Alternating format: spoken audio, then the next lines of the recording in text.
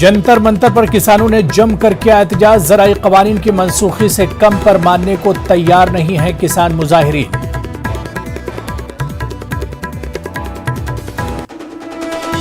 Parliament के दोनों ऐवानों की कार्रवाई कल तक के लिए मुलतवी। अपोजिशन के एहतजाज के दरमियान कार्रवाई रद्द। जासूसी मामला ज़राई क़वानीन पर हुकूमत को घेरने की कोशिश।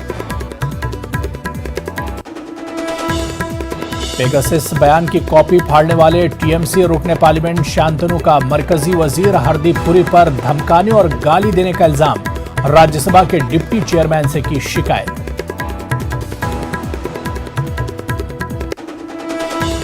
आरएसएस चीफ मोहन भागवत के बयान पर असदुद्दीन ओवैसी का पलटवार। कहा, संघ सिर्फ मुसलमानों के खिलाफ नफरत पैदा कर रहा है।